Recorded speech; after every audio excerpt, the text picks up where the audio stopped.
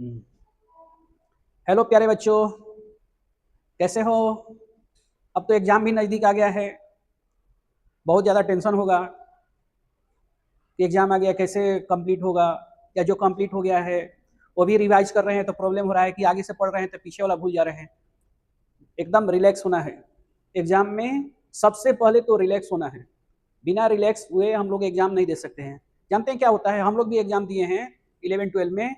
तो जब बोर्ड का एग्जाम आता है ना, तो अक्सर देखने में आता है कि स्टूडेंट इतना घबराहट में रहता है कि लिखा हुआ है लकड़ी पढ़ लेता है लड़की।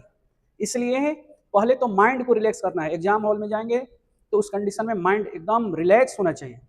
और आप लोग के लिए जो हम पांच पांच सीरीज बना चुके हैं, 5, तो अभी तक आप लोग देखते हैं लेकिन लाइक कमेंट और सब्सक्राइब नहीं करते हैं। तो आप लोग से रिक्वेस्ट है कि लाइक कमेंट और सब्सक्राइब जरूर करें। और आप लोग के लिए स्पेशली 5 घंटे का 12 क्लास का स्पेशल वीडियो आ रहा है कि 100% गारंटी, नहीं तो दोबारा हम नहीं पढ़ेंगे।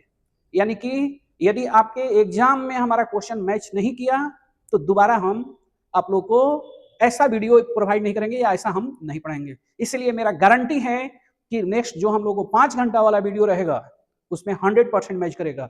अभी जो भी पढ़ाई हो रहा है आप एक एक चीज कंप्लीट कीजिए, ठीक? उसमें पूरा A to Z टॉपिक रहेगा, लेकिन थोड़ा सा उसमें स्पीड रहेगा। लेकिन आप लोग को करना क्या है कि अभी जितना पढ़ाई हो रहा है 10 सीरीज, इसको कंप्लीट करेंगे।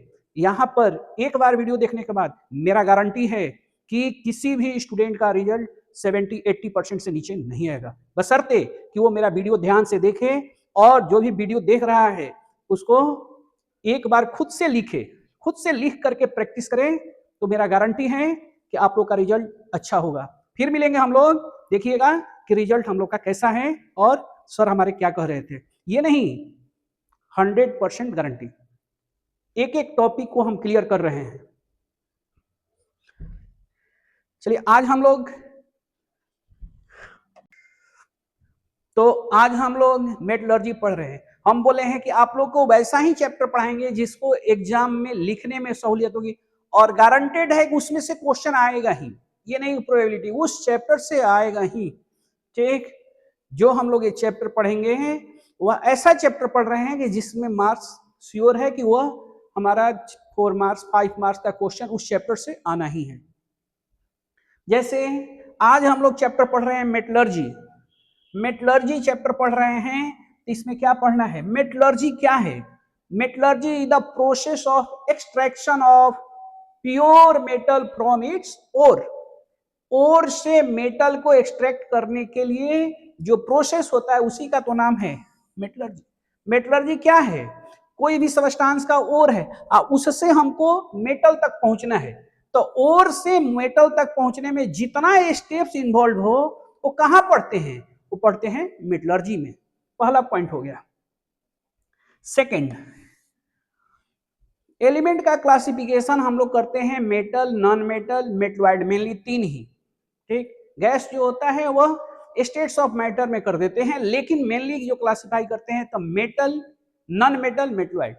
तो अर्थ क्रस्ट पर सबसे ज्यादा मात्रा में, सबसे ज्यादा अमाउंट में मेटल जो पाया जाता है वह एल्युमिनियम है, ठीक? मोस्ट एबंडेंट एलिमेंट है, लेकिन मेटल में वह पहला है। क्या कह रहे हैं? मेटल में पहला है। मोस्ट एबंडेंट एलिमेंट में इसका स्थान जो है तीसरा है, लेकिन मेटल में पहला है। तो मोस्ट एबंडेंट मेटल दिया जाए तो क्वेश्चन का जवाब देना है एल्युमिनियम। मोस्ट एबंडेंट एलिमेंट दिया जाए तो वहां पर जवाब देना है सिलिकॉन। मोस्ट एबंडेंट मेटल का बाद जब आ जाएगा तो वहां पर जवाब देना है एल्युमिनियम। और मोस्ट एबंडेंट एलिमेंट मतलब मेटल, नॉन मेटल, मेटलॉइड सब मिला करके जब पूछा जाए तो उस कंडीशन में आपको जवाब देना है क्या? सिलिकॉन। मोस्ट एबंडेंट एलिमेंट, ये जो एल्युमिनियम है वह थर्ड मोस्ट एबंडेंट एलिमेंट है। Next, minerals. मिनरल्स क्या है? ठीक है, अर्थ क्रस्ट पर जो भी सबस्टांस है, अर्थ क्रस्ट, ठीक, जो भी सबस्टांस है, मिट्टी, धूल, कुछ भी अर्थ क्रस्ट में जिसका कुछ ना कुछ फॉर्मूला होता है उसी को तो मिनरल्स कहते हैं।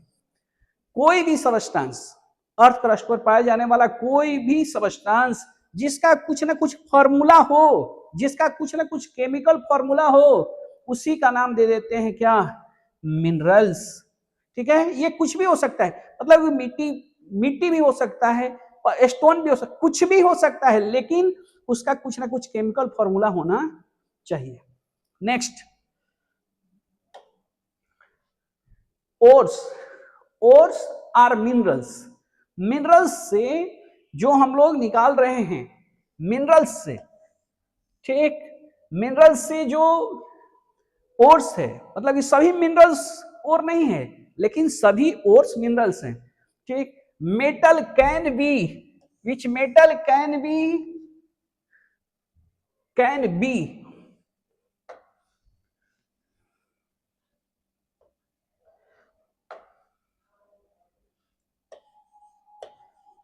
Can be extracted easily and profitably, मतलब कि आसानी से और कम खर्च में निकल जाए, इजिली एंड प्रॉफिट, वैसा मिनरल जिससे मेटल का एक्सट्रैक्शन आसानी से हो, आसानी से हो, कम खर्च में हो जाए, तब उसका नाम देते हैं ores. All ores are minerals, all ores are minerals but all minerals are not ore। सभी ओर्स मिनरल्स होते हैं, लेकिन सभी मिनरल्स ओर नहीं होते। सभी ओर्स मिनरल्स होते हैं, लेकिन सभी मिनरल्स ओर नहीं होते हैं। अब आते हैं इंपॉर्टेंट मेटल, और ये ओर्स है, उसके इंपॉर्टेंट ओर्स। ठीक है, मेटल है और इसके इंपॉर्टेंट, मेटल के कुछ इंपॉर्टेंट ओर्स हैं। मेटल्स के कुछ इंपॉर्टेंट ओर, तो जैसे एल्युमिनियम है, तो एल्युमिनियम का इंपॉर्टेंट ओर कौन है, तो बॉक्साइट। सुने हैं आप लोग, एल्युमिनियम का इंपॉर्टेंट ओर कौन, बॉक्साइट, Al2O3.2H2O। तो एक बॉक्साइट हो गया, और दूसरा हो गया क्रायोलाइट। क्रायोलाइट, जब एल्युमिनियम का एक्सट्रैक्शन होता है तो बॉक्साइट में क्रायोलाइट भी मिलाया जाता है। क्यों मिलाया जाता है, ताकि उसका मेल्टिंग पॉइंट कम हो जाए, उसका मेल्टिंग पॉइंट कम हो जाए और कंडक्टिविटी, इलेक्ट्रिकल कंडक्टिविटी बढ़ जाए, इसीलिए क्रायोलाइट को मिक्स किया जाता है। तो एक नया क्वेश्चन हो जाएगा कि यहां पर कि बॉक्साइट में क्रायोलाइट को क्यों मिक्स कराया जाता है, एल्युमिनियम के एक्सट्रैक्शन में बॉक्साइट में क्रायोलाइट क्यों मिक्स कराया जाता है, ताकि उसका मेल्टिंग पॉइंट पहले से लोअर हो जाए और दूसरा इलेक्ट्रिकल कंडक्टिविटी बढ़ जाए। दो पॉइंट है।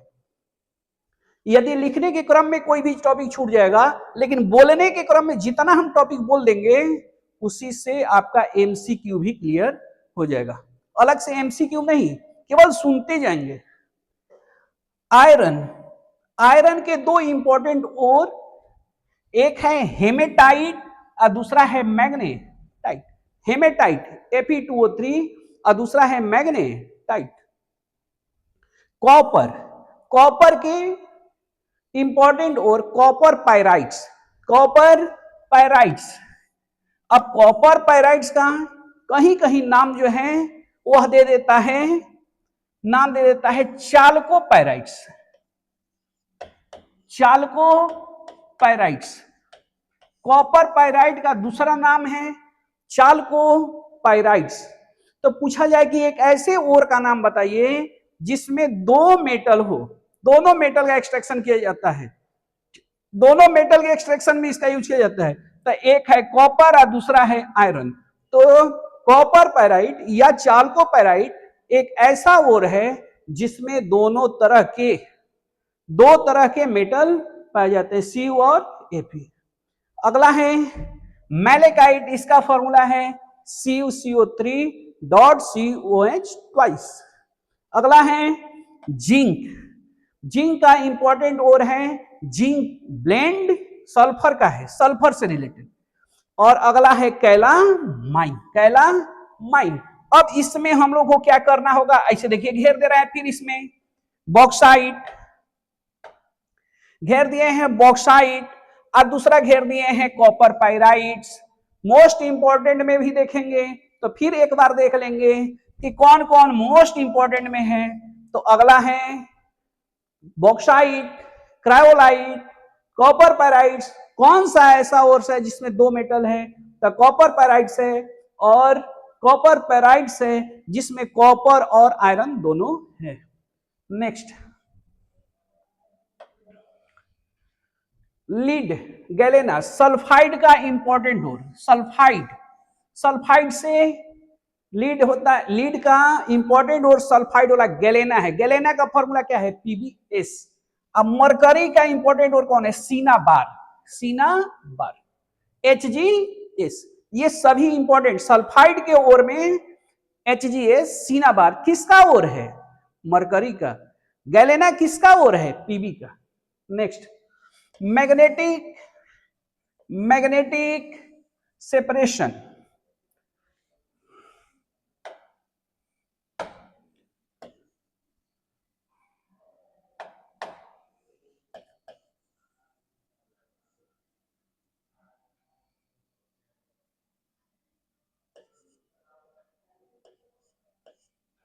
magnetic separation, magnetic separation is based on the difference of magnetic properties of ores and gangs। Ores के साथ जो इंप्यूरिटी रहता है उसको क्या कहते हैं? एक्स्ट्रा मटेरियल जो ओर के साथ रहता है उसको क्या कहते हैं? गैंग कहते हैं। तो कह रहा है कि ओर्स एंड गैंग में कोई भी एक मैग्नेट की तरफ अट्रैक्ट होने वाला होगा, ओर्स और गैंग में कोई भी एक मैग्नेट की तरफ अट्रैक्ट होने वाला होगा, तो उस कंडीशन में हम लोग मैग्नेटिक सेपरेशन का यूज करते हैं, मैग्नेटिक सेपरेशन प्रोसेस का यूज करते हैं। Next, froth, froth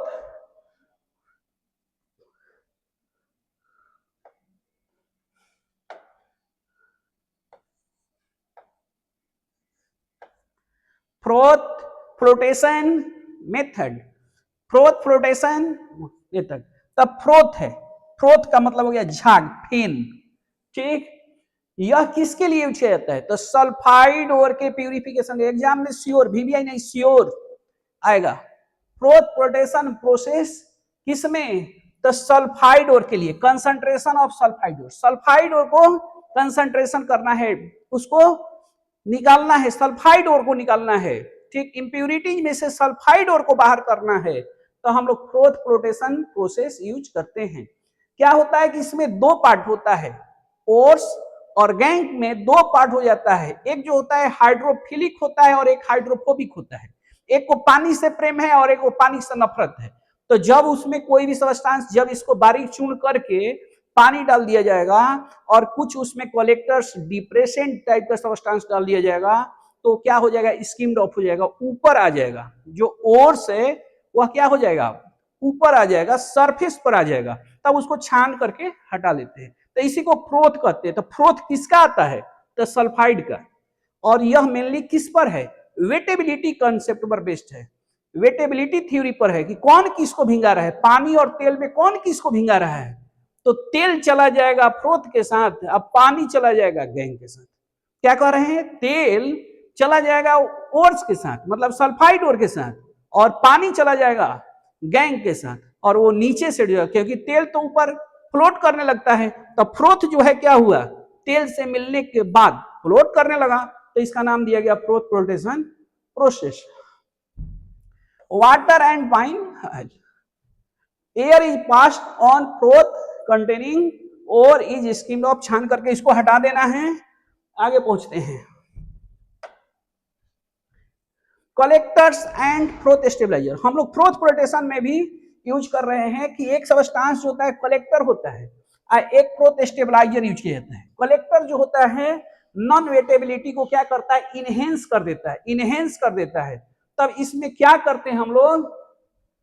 pine IELTS का यूज करते हैं और फैटी एसिड। किसका? पाइन आयल्स और फैटी एसिड। ये किसका काम करता है? कलेक्टर का काम करता है, नॉन वेटेबिलिटी को प्रीफर करता है, ठीक है। अगला है फ्रोथ स्टेबलाइजर, स्टेबल, ठीक। तो फ्रोथ जो बन गया उसको स्टेबलाइज कौन करता है? फ्रोथ जो बन गया उसको स्टेबलाइज कौन करता है? फ्रोथ को स्टेबलाइज कौन करता है? तो फ्लोथ को स्टेबलाइज करने के लिए दो सबस्टांस होता है, दो या उससे अधिक सबस्टांस हैं, एक है एनिलीन और एक है क्रिसोल, एक है एनिलीन और एक है क्रिसोल। ये क्या होता है? तो फ्लोथ को स्टेबलाइज कर देगा, जो फ्लोथ बना है उसी फ्लोथ को क्या करेंगे? स्टेबलाइज करने के लिए बाहरी सबस्टांस यूज किया जाता है, एनिलीन एंड क्रिसोल। एनिलीन या यूज कर सकते हैं या क्रिसोल कर सकते हैं। नेक्स्ट हमारा है सबस्टांस इसमें, वैसे जैंथेट्स भी यूज किया जाता है इस पूरे प्रोसेस में, जैंथेट से केमिकल सबस्टांस है। अब है डिप्रेशन। डिप्रेशन मतलब होता है एक को दबा देना। यदि दो सल्फाइड और है, दो सल्फाइड और है और उसको लाना है हमको कहां पर? सरफेस पर। ZnS भी है और PbS, तो इसको सरफेस पर लाने के लिए ZnS और PbS है, दोनों सल्फाइड और है, तो दोनों को नहीं करना है, एक को डिप्रेस करना है। तो डिप्रेस करने के लिए जो बाहरी सबस्टांस यूज किया जाता है, इसमें सोडियम साइनाइड है, NaCN। NaCN एक ऐसा सबस्टांस है जो इसमें से एक सल्फाइड और को सप्रेस्ड कर देता है। NaCN जो होता है वह डिप्रेसेंट होता है। Next calcination and roasting definition में आएगा, कैल्सिनेशन एंड रोस्टिंग डिफिनीशन में आएगा। एकदम आसान है, जब किसी भी सबस्टांस को, कोई भी सबस्टांस है और है उसको हीट कर रहे हैं, लेकिन हीट करने के कंडीशन में हम लोग क्या देख रहे हैं कि लिमिटेड सप्लाई ऑफ एयर कर रहे हैं या ऑब्सेंस ऑफ एयर कर रहे हैं, तब उस कंडीशन में जैसे कोई भी और है और उसको लिमिटेड सप्लाई ऑफ एयर या ऑब्सेंस ऑफ एयर में कर रहे हैं, अब बिलो इट्स मेल्टिंग पॉइंट को कर रहे हैं, मतलब सबस्टांस मेल्ट भी ना करे लेकिन डिकम्पोज कर जाता है, तब उसी का नाम देते हैं हम लोग calcination. Calcination process is used for heating of ore in presence, in absence और limited supply of air, limited supply of air अब बिलो इट्स मेल्टिंग पॉइंट, इस सबस्टांस के मेल्टिंग पॉइंट से। सेम आगे है the process of heating an ore in presence of air, यहां पर presence अब प्रचुर मात्रा में, कम मात्रा में नहीं, ज्यादा, एक्सेस अमाउंट ऑफ एयर, ठीक। जब मेल्टिंग पॉइंट के बिलो किसी भी सबस्टांस को किया जाता है तो इस प्रोसेस का नाम हम लोग देते हैं रोस्टिंग।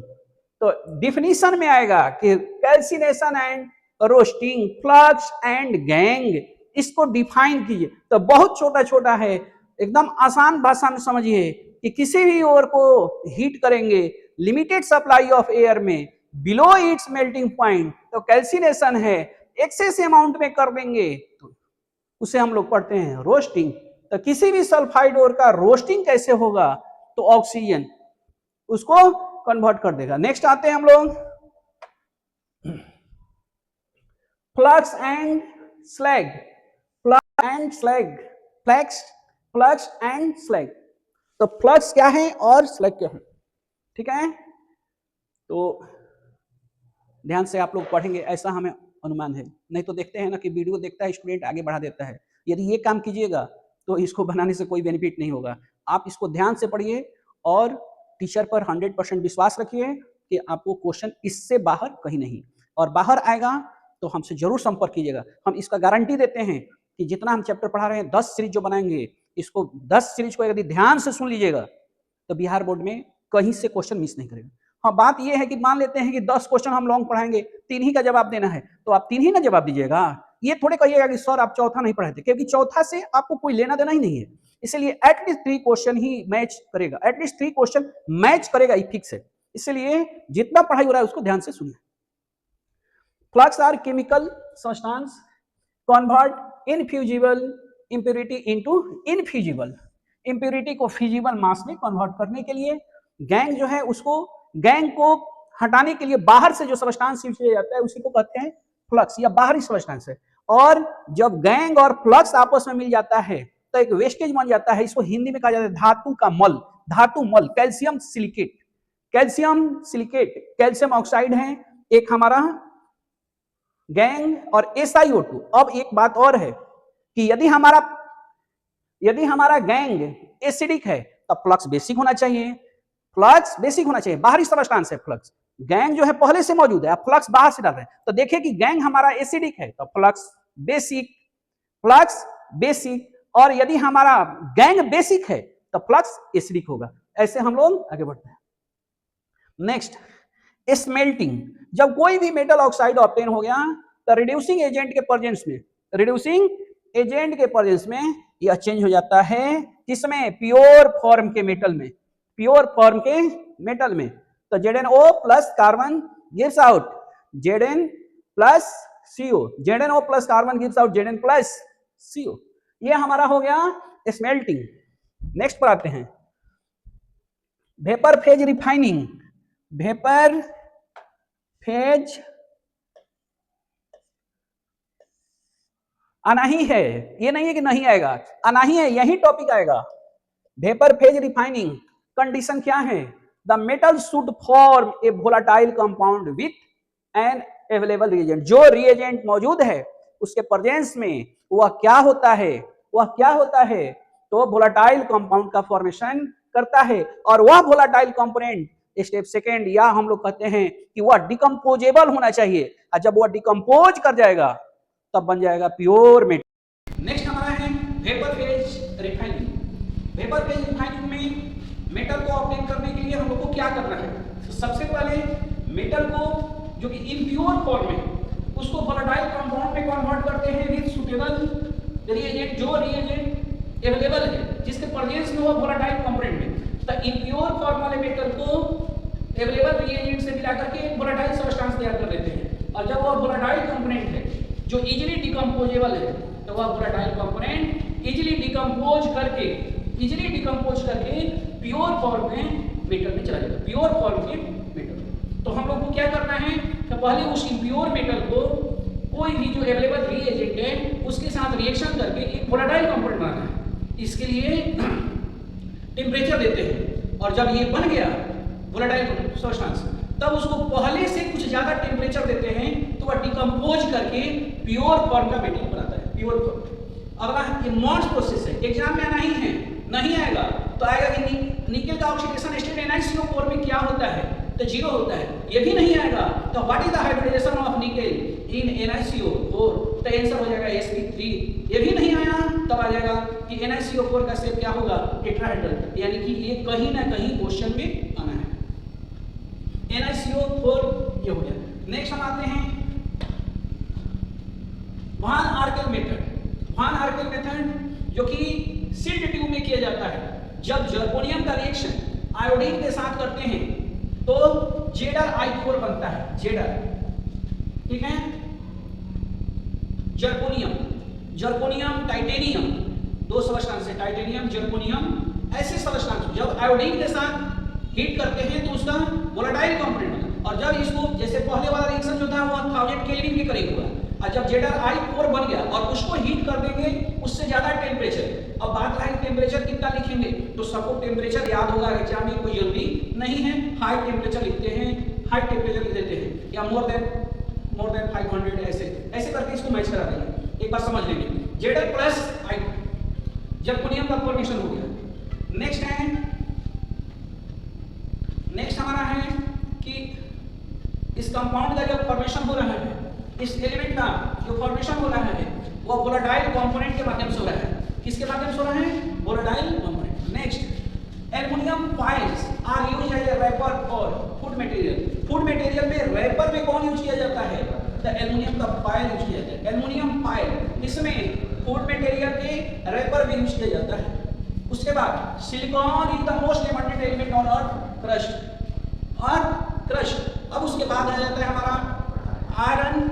आयरन के कितने फॉर्म है, तो आयरन के डिफरेंट फॉर्म है, आयरन के कितने फॉर्म है, डिफरेंट फॉर्म है, जैसे होता है पिग आयरन, रट आयरन, स्टील, तब उसमें सबसे प्योर फॉर्म जो होता है वह रट आयरन होता है, रट आयरन होता है। ओके, तो आज हम लोग मेटलर्जी टॉपिक, मेटलर्जी चैप्टर पढ़े, और इस मेटलर्जी चैप्टर में जो भी इम्पोर्टेंट क्वेश्चन पॉसिबल है वह हम लोग पढ़े। लेकिन फिर से एक बार बोल देते हैं कि growth promotion process, vapour phase refining, ये आपको कभी नहीं छोड़ना है। एग्जाम में इसमें श्योर आना ही है, चाहे वह डिप्रेशन के फॉर्म में आ जाए या कलेक्टर आ जाए या ग्रोथ स्टेबलाइजर, बढ़िया से उसको कंप्लीट करना है। तो जो चैप्टर हम लोग पढ़ रहे हैं मेटलर्जी, 5-6 मार्क्स का क्वेश्चन रहता है।